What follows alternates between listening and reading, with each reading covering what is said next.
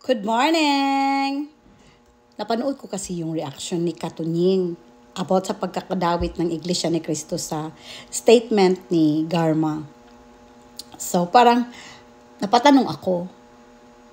Parang yung nangyari kasi kay Katunying, between naipit siya sa pagiging friendship niya, hindi naman tayo talaga blind kung parang paborito siya ni First Lady, di ba? Sa kanya nga nagpa-interview.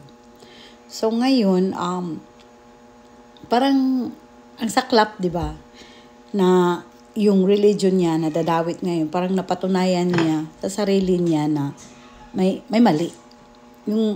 Kasi sinasabi niya doon sa statement niya na bakit special mention yung Iglesia ni Cristo. Ganon. So, ganito yun. Yung sa akin lang ha, take ko lang to. Huwag naman sanang mainis dyan ang mga iba dyan. So, lang ba? Parang contribution lang ba? Churut ng insight natin sa mga pangyayari. Hindi kaya ito yung tinatawag na, sabi ni BP Inday na, ang gaba, dili, magsaba. Yung in Tagalog, hindi nagpapaalam yung bad karma. Kusang darating yun. Ganito kasi. Kung papatunayan, kung sasabihin, manindigan si Garma, na talagang kanya yung statement na yung binabasa niya, talagang galing sa kanya yun, napaka-irrelevant kasi, na ma-special mention yung INC. Yung bang talagang i-specify ni PRRD na maghanap ka ng ganito. Bakit? Para kasi, ang nangyayari kasi doon, na binanggit talagang iglesia, parang ang sama pala ng tingin ni PRRD sa mga Iglesia ni Cristo member na mga pulis, yung parang ano ba ang ibig sabihin ni Garma na yung tingin ni PRRD sa mga Iglesia ni Cristo is criminal, kaya utusan, pumatay, ganun, na special mention talaga na kailangan specific na ganitong religion ang hanapin mo. Bakit? 'Di ba parang sa kagustuhang maidawit, maipit ang Iglesia ni Cristo, same sa claim din kasi ng i-remind natin ang lahat.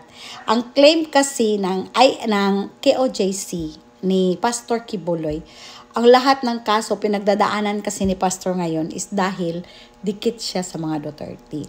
So hindi maiwasan ng lahat ng majority of the Filipinos na baka naman kaya idinawit ang INC kasi kakagaling lang ni BP Sara. Napaka-coincident naman kasi na galing doon si BP Sara, nagkita sila ni Ka Eduardo, and then later on, before gi-release yung statement ni Garma, nandun si Senator Bongo at saka sa PRRD.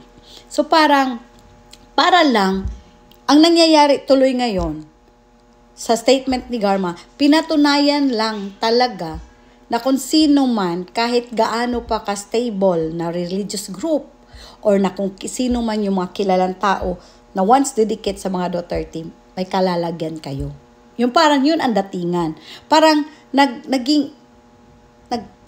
rin, parang gi-affirm na rin, pinatunayan na rin yung sinasabi ng mga taga BRMM na kung parang kukontra ka, hindi ka susunod, kung baga doon yung mo sa kabila, pagdadaanan mo talaga yung panggigipit, panghaharas. So yun, parang ang datingan tuloy ng statement ni Garma, isinimulan na ba ng gobyerno gipitin ang INC kasi parang mas pinanigan ang mga Duterte. Di ba if ever lang po kung totoo po itong mga haka-haka, mga sa isip natin, napaka-immature naman ang tirada. Parang yon, para mga batang bully na kung sige, pag hindi tayo bati, sige, kalaban na tayo. Hindi ka kakausapin ng mga friends ko. Yung mga ganyan, no. Yun din ang sabi ni Kati Binag, na ugali nila. Na, pag once hindi ka susunod or hindi ka belong, pagtutulungan kang ganyanin, gipitin, ganyan. So parang, ang nangyayari is, gaba, dili magsaba. Kasi, ang bigat nun. Ang laki kaya ng iglesia. And then, ang saklap, ang pangit ng datingan sa ginawang statement ni Garma. Kasi parang ang nangyayari tuloy, parang pag nagalit yung iglesia, talagang gaba talaga yan. No? Bad karma talaga yan. Kasi yung sa kagustuhan nilang kontrolin lahat, tapos hindi nila naisip na hindi talaga lahat kaya kontrolin. Hindi talaga lahat magagamitan ng kung anong merong powers kayo na naisip ninyong meron kayo. So kung ituloy-tuloy yan, panindigan ni Garma yan, si Garma ang nagbibigay ng gaba sa gobyerno. Si Garma ang ginamit ng Diyos para magabaan, para mabad karma ang gobyerno.